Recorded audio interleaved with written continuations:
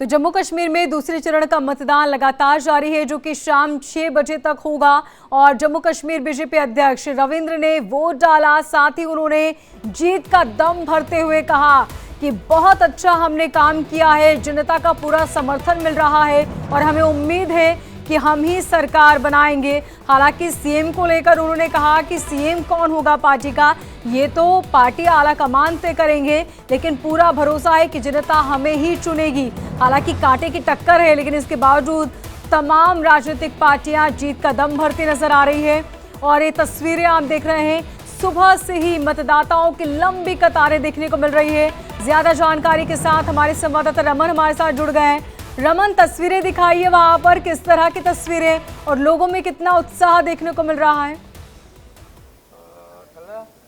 जी हाँ मोनिका, बिल्कुल। देखिए, जब सुबह 7 बजे यहाँ पर मतदान की शुरुआत हुई थी तो लंबी कतार लगी थी, लेकिन अब जैसे जैसे दिन चढ़ रहा है यहाँ पर धीरे धीरे लोग जो हैं वो पहुँच रहे हैं। कभी कतार जो है वो लंबी हो जाती है, कभी कुछ लोग कम हो जाते हैं, लेकिन निश्चित रूप में रविंद्र रैना यहाँ से मैदान में है दूसरी बार। वो हालांकि अपनी जीत का जो है वो दम जरूर भर रहे हैं, लेकिन राह उनके लिए इतनी आसान नहीं होगी। कुछ एक लोग हैं, उनसे बात कर लेते हैं। क्या नाम है आपका? सचिन शर्मा। सचिन, क्या मुद्दे हैं आपके 10 साल के बाद यहाँ पर विधानसभा के चुनाव के लिए आपको मौका? कोई मुद्दा नहीं है, ठीक है। सारे मुद्दे ठीक आपके हो गए? ओके। बिजली, पानी, सड़क, सब कुछ है, सब कुछ है। पिछले 10 सालों में कितनी तस्वीर बदली है यहाँ? बहुत बदली है। क्या क्या बदला है? रोडें मिली हमें, बिल्डिंगें मिली हैं, स्कूल मिले हैं और हॉस्पिटल मिल गया। और क्या चाहिए? सब कुछ आपको मिला? सब कुछ मिल गया। तो लगता है यहाँ पर कांटे की टक्कर है, आपको लग रहा है? नजर हाँ हाँ हाँ, बराबर की टक्कर है। बराबर की टक्कर आपको नजर आ रही है? हाँ जी। तो अब जब आप वोट डालने जा रहे हैं 10 साल के, तो आपके मन में कुछ तो चल रहा होगा। युवा हैं आप, नौकरी के लिए। वो तो हर मसला है, नौकरी के सभी को मसला ही है, और कोई मसला नहीं है। तो नौकरियां हैं नहीं है, या फिर अभी क्या लग रहा है आपको? कम है, अभी कम है नौकरी। आपको लगता है कि बढ़नी चाहिए? बढ़नी चाहिए। यहाँ पर कुछ और लोग भी हमारे साथ मौजूद हैं, उनसे बात कर लेते हैं कि आखिरकार क्या कुछ मुद्दे हैं। अभी एक शख्स जो है यहाँ पर वोट डालकर आए। सर, अभी आप वोट डालकर आए, वोट डालिए आपने? जी देखिए, वोट डाल आए हैं, निशान अपना दिखा रहे हैं। क्या मुद्दे हैं इस बार, किन मुद्दों को लेकर जो जनता वोट कर रही है यहाँ पर, खासतौर नौशहरा के? सर, पहले तो हमारा डेवलपमेंट का मुद्दा है, बेरोजगारी का। जो हमारे बच्चे जो अभी ओवरेज भी हो चुके हैं, 10 साल के बाद हमें ये मौका मिला। पहले तो बैड लक हमारा ये है JNK के लिए कि 5 साल के बाद हम कास्ट करते थे तो बच्चों का भविष्य बनता था। तो अब की बार हम 10 साल के बाद कर रहे हैं ये। तो उसके बाद हमारे बच्चे जो हैं बेरोजगार हैं, डेवलपमेंट का इशू यहाँ पे ज़्यादा बहुत बड़ा है। मैं लमेटी से बिलोंग करता हूँ। तो जो वोट पड़ रहा है वो डेवलपमेंट के मुद्दे पर ही पड़ रहा है? बिल्कुल बिल्कुल। तो मैं लमेटी से बिलोंग करता हूँ। मेरी 70 साल की एक रोड है जो अभी तक नहीं बनी है। रविंद्र रैना जी को बोला मैंने, जो हमारे रिक्की जी हैं उनको बोला, DTC मैम को बोला, तो उन्होंने कोई सुध नहीं ली। हम तो अपने डेवलपमेंट के ओवरऑल अगर नौशहरा कॉन्स्टिट्यूंसी की बात करें तो कितना डेवलपमेंट यहाँ पर हो रहा है? क्योंकि एक बड़ा मुद्दा ये कहा जा रहा है कि जो सीजफायर का वायलेशन होता था उसको यहाँ पर रोक दिया गया है, लोगों का पलायन जो है वो रुक गया है, बंकर यहाँ पर दिए गए हैं।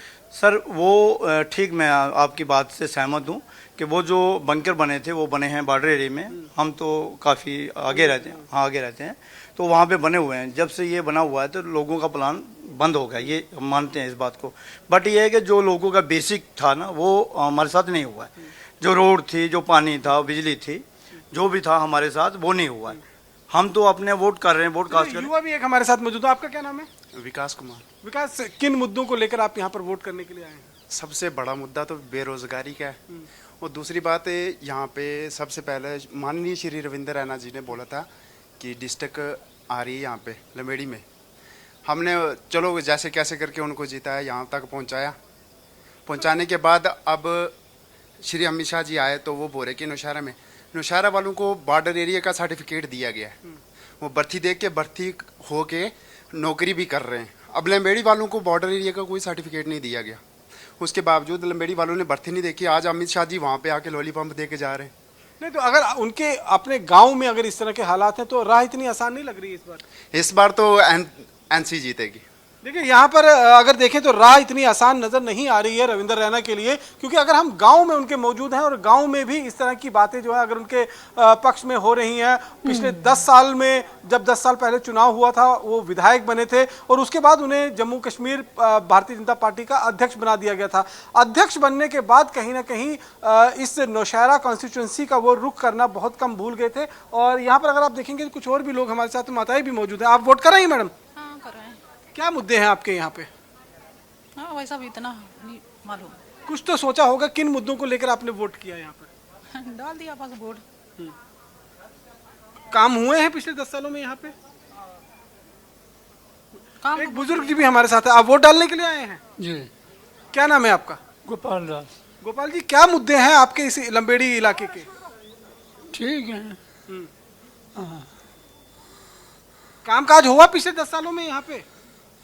तो मैं तो इतना नहीं जानता, लेकिन सेंटर देखकर, मोदी की सरकार देखकर। मोदी के चेहरे पर वोट पड़ रहा है। जी, देखिए यहाँ पर भी जो है वो मोदी फैक्टर कहीं ना कहीं काम करता हुआ नजर आ रहा है और इन लोगों का कहना है कि मोदी के चेहरे पर ही जो है वो वोट देने के लिए आए हैं। कई लोगों से ऑफ द कैमरा भी जब मेरी बातचीत हुई तो उन्होंने कहा कि नाराजगी रविंद्र रैना के प्रति जरूर है यहाँ पे, लेकिन मोदी फैक्टर जो है सेंटर में, ये जो चुनाव भारतीय जनता पार्टी ने इसे कहीं ना कहीं अलगाववाद प्रति देशभक्त वाला जो एक चुनाव बना दिया है, वो मुद्दा जो है वो बहुत ज़्यादा यहाँ पर फैक्टर जो है वो काम करता हुआ नजर आ रहा है।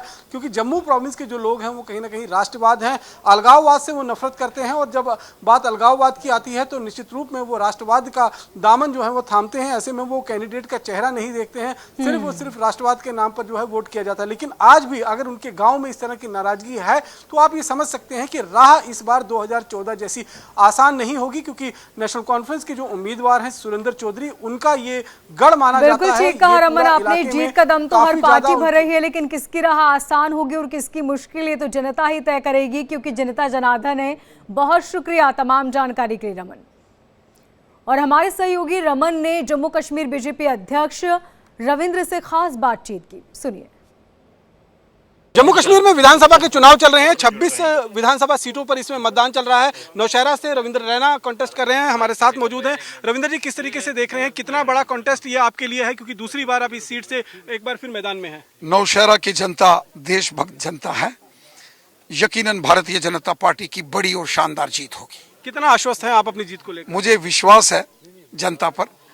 जो काम हमारी सरकार ने किए हैं, जो काम हमने पिछले 10 साल में यहाँ किए हैं, मुझे विश्वास है कि भारतीय जनता पार्टी की बड़ी जीत होगी। लेकिन सुरेंद्र चौधरी कड़ी टक्कर देते हुए आपको नजर आ रहे हैं। जनता जनार्दन है, ये तो लोकतंत्र में ताकत जनता के हाथ में होती है। किन मुद्दों को लेकर आप जनता के बीच में गए हैं? अमन, शांति, खुशहाली, डेवलपमेंट का भी मुद्दा बड़ा है। अमन, शांति, खुशहाली और डेवलपमेंट। और क्योंकि लाइन ऑफ कंट्रोल का इलाका है, इस इलाके में बहुत दूर दराज का इलाका ये अपने आप में पड़ता है, तो कितना डेवलपमेंट इस पिछले 10 सालों में इस इलाकों के अंदर? बहुत जबरदस्त शानदार डेवलपमेंट मोदी सरकार ने यहाँ की है।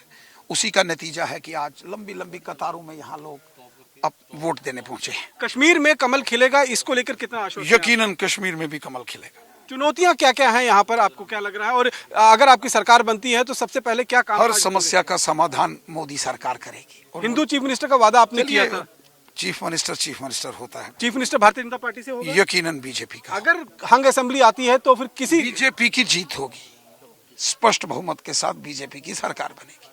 साफ तौर पर देखते हैं, स्पष्ट बहुमत के साथ बीजेपी की सरकार बनेगी, ये कहना है भारतीय जनता पार्टी के उम्मीदवार और प्रदेश अध्यक्ष रविंद्र रैना का। इनका साफ तौर पर कहना है कि डेवलपमेंट एक मुद्दा है, जिस मुद्दों को लेकर वो जनता के बीच में गए हैं और उनका समर्थन हासिल करने की मांग की है। और उनको वो पूरी तरीके से आश्वस्त हैं कि यहाँ पर उनको एक बार फिर 2014 की ही तरह 2024 में भी विजय हासिल होगी। कैमरा पर्सन सुनील के साथ रमन सैनी, इंडिया डेली, नौशहरा। और यहाँ वक्त हो चला है एक छोटे से ब्रेक का, जल्द होंगे हाजिर।